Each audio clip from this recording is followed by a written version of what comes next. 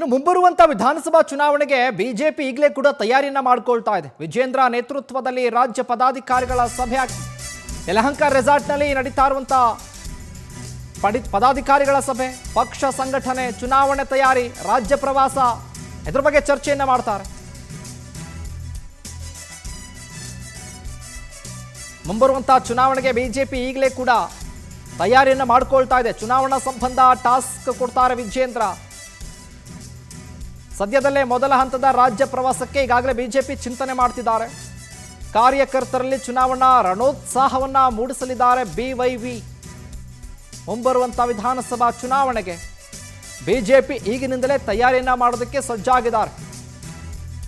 ಯಲಹಂಕದ ರೆಸಾರ್ಟ್ನಲ್ಲಿ ಈಗಾಗಲೇ ಎಲ್ಲ ಪದಾಧಿಕಾರಿಗಳನ್ನ ಸೇರಿಸಿ ನಾವು ಹೇಗೆ ಹೋಗಬೇಕು ಮುಂದಿನ ಚುನಾವಣೆಗೆ, ನಮ್ಮ ಸಂಘಟನಾ ವಿಚಾರವಾಗಿ ಕಾರ್ಯಕರ್ತರಲ್ಲಿ ಹುಮ್ಮಸ್ಸನ್ನು ಮೂಡಿಸೋದು ಹೇಗೆ, ಸಂಘಟನೆ ವಿಚಾರದಲ್ಲಿ ಹೇಗೆ ಮಾಡಬೇಕು, ನಾವು ಹೊಸ ರೀತಿಯ ಪ್ರಯತ್ನಗಳನ್ನ ಹೆಂಗೆ ಮಾಡಬೇಕು, ನಾವು ಸೋಷಿಯಲ್ ಮೀಡಿಯಾವನ್ನು ಯಾವ ರೀತಿ ಬಳಕೆ ಮಾಡಿಕೊಳ್ಬೇಕು, ಜನರಲ್ಲಿ ಉತ್ಸಾಹವನ್ನು ಯಾವ ರೀತಿ ನಾವು ಬಿಂಬಿಸಬೇಕು, ಕಾರ್ಯಕರ್ತರು ಕೂಡ ಉತ್ಸಾಹವನ್ನು ಹೇಗೆ ಬಿಂಬಿಸಬೇಕು ಅನ್ನುವಂಥ ಲೆಕ್ಕಾಚಾರದಲ್ಲಿ ಈಗ ದೊಡ್ಡ ಮಟ್ಟದಲ್ಲೇ ಕೂಡ ಸಜ್ಜಾಗ್ತಾ ಇದ್ದಾರೆ ಬಿಜೆಪಿ. ಇನ್ನು ಇದೇ ವಿಚಾರಕ್ಕೆ ಸಂಬಂಧಪಟ್ಟ ಹೆಚ್ಚಿನ ಅಪ್ಡೇಟ್ಸ್ ಅನ್ನು ಕೊಡ್ತಾರೆ ನಮ್ಮ political bureau head Raghavendra. Phone ಸಂಪರ್ಕದಲ್ಲಿ ಜಾಯ್ನ್ ಆಗ್ತಿದ್ದಾರೆ.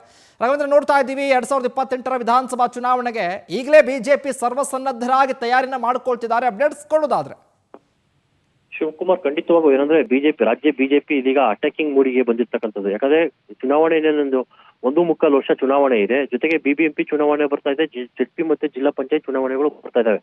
ಹೀಗಾಗಿ ಈ ಚುನಾವಣೆಯಲ್ಲಿ ಬಿಜೆಪಿಯನ್ನ ಸಂಘಟನಾತ್ಮಕವಾಗಿ ಮೇಲಕ್ಕೆ ಎತ್ತಬೇಕು ಅನ್ನೋದು ಬಿಜೆಪಿ ರಾಜ್ಯಾಧ್ಯಕ್ಷರಾಗಿರ್ತಕ್ಕಂಥ ವಿಜಯೇಂದ್ರ ಅವರ ಇಂಗಿತ. ಈ ನಿಟ್ಟಿನಲ್ಲಿ ಇದೀಗ ಪದಾಧಿಕಾರಿಗಳ ಸಭೆಯನ್ನ ಬೆಂಗಳೂರು ವಲಯದಲ್ಲಿರ್ತಕ್ಕಂಥ ಒಂದು ರೆಸಾರ್ಟ್ ನಲ್ಲಿ ಕರೆದಿರ್ತಕ್ಕಂಥದ್ದು. ಇದೀಗ ಯಾವುದೇ ಮಾಧ್ಯಮಗಳಿಗೆ ಪ್ರವೇಶವಿಲ್ಲದೆ ಈ ಒಂದು ಸಭೆಯನ್ನ ಮಾಡ್ತಾ ಇರ್ತಕ್ಕಂಥದ್ದು. ಪ್ರಮುಖವಾಗಿ ಇಲ್ಲಿ ಪಕ್ಷ ಸಂಘಟನೆ, ಮುಂಬರುವ ದಿನಗಳಲ್ಲಿ ಕಾಂಗ್ರೆಸ್ ವಿರುದ್ಧ ಕಾಂಗ್ರೆಸ್ನ ಉಳುಕುಗಳನ್ನು ಯಾವ ರೀತಿ ಜನರಿಗೆ ಮುಟ್ಟಿಸ್ಬೇಕು ಅನ್ನೋದ್ರ ಬಗ್ಗೆ ಸಹ ಚರ್ಚೆ ಆಗ್ತಾ ಇದೆ. ಜೊತೆಗೆ ಬಿಜೆಪಿಯಲ್ಲಿ ಕೆಲವೊಂದಿಷ್ಟು ಹೊಂದಾಣಿಕೆ ಕೊರತೆ ಅನ್ನೋ ಮಾತು ಕೇಳಿ ಬರ್ತಾ ಇದೆ. ಅದಕ್ಕೆಲ್ಲದಕ್ಕೂ ಸಹ ಪುರುಷಾಪನ ಇಡಬೇಕು.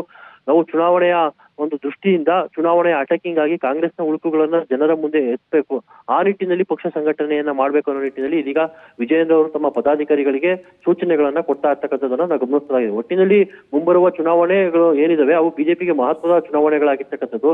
ಸಣ್ಣ ಚುನಾವಣೆಗಳಾಗಿದ್ರು ಸಹ ಪಕ್ಷದ ಸಂಘಟನೆ ದೃಷ್ಟಿಯಿಂದ, ಬರುವ ವಿಧಾನಸಭಾ ಚುನಾವಣೆ ದೃಷ್ಟಿಯಿಂದ ಆ ಚುನಾವಣೆಗಳಲ್ಲಿ ಗೆಲ್ಲುವ ಮುಖಾಂತರ ಅದಕ್ಕೆ ಅಡಿಪಾಯವನ್ನ ಹಾಕಬೇಕು ಗೆಲುವಿಗೆ.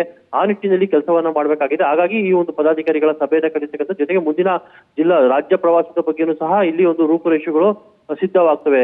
ಶಿವಕುಮಾರ್, ಥ್ಯಾಂಕ್ ಯು ರಾಘವೇಂದ್ರ ನಿಮ್ಮೆಲ್ಲ ಮಾಹಿತಿಗಾಗಿ.